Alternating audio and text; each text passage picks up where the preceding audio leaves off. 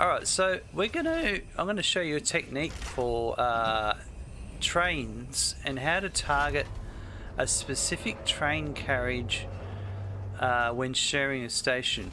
Now, what we've got here is this one that's unloading right now, or being loaded onto the back of the train, is some products that are going off to a central storage location.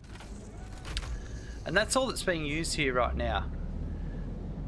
This second platform here, this freight platform, I actually have configured to be an unload, and I'm going to bring black powder here and unload it.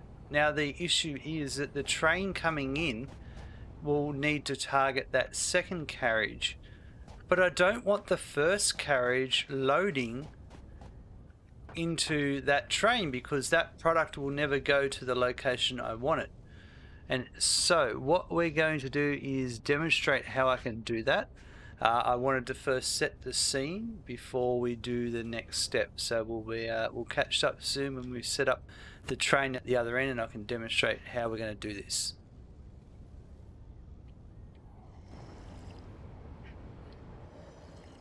Okay, so this is the other end where we have the train station with the black powder in it that I want to send up.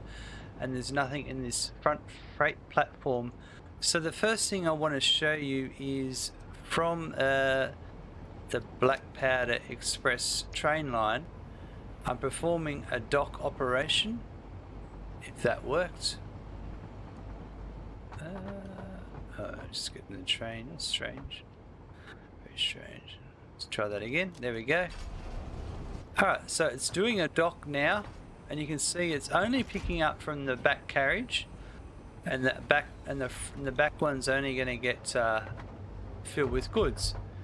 However, what's going to happen right now is if I send this to the other location, when it gets there, this carriage is going to get loaded with goods because that carriage is that platform at the other end is set for a load operation. But I don't want that to happen. So the trick is, here, I've created a fluid platform to start off with, and I've got a packager machine here. I'm going to configure this to unpackage fuel. We're going to power it up, and we're just going to put in a very small amount of fuel, and that'll put some fluid in the station. I'll just wait to see that fluid reach because that pipe needs to fill up. There we go, we're getting some fluid in now. This will, we'll just wait for this to finish.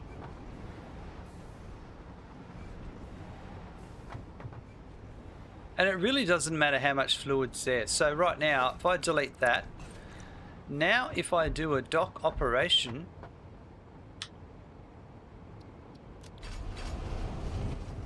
you can see both of them are being loaded, and a fluid container is being placed on the front carriage. And what that means is that when it gets to the other location and a load operation goes to occur, nothing will happen to this fluid container because it's a fluid container and it's got something in it. So what the last step we need to do here is, if I simply, I'm just going to back up the train line a bit, because that's all we needed to do. We just needed to put some fluid in a container. Now that we've done that, we can delete this platform and put in an empty platform in its place. And that's it. I am done. I can set up my timetable here with my Black Powder Express, and I'm going to set up, starts off here at the black powder, and it's going to the output of the tier 5-6. Yeah, it's this one. Yeah. So, and set that to autopilot, and bingo. So now the train will always have a fluid container on it that will not get affected by load operations at the other end, and we will always have the black powder being picked up here and delivered to the other end. It's as simple as that.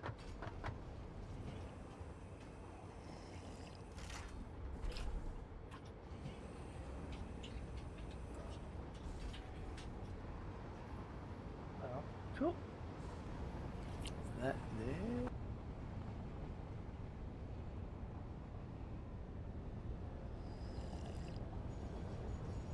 And here it is, folks. This is the train that has the black powder in it that wants to go on the second platform, and we've got the fluid carriage on the front so that the load operation on the first platform does not occur.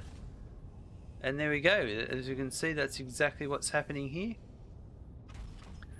So that's how you can target a specific platform that has multiple operations occurring, and you don't want those other platforms touching the carriages and doing loads or unloads.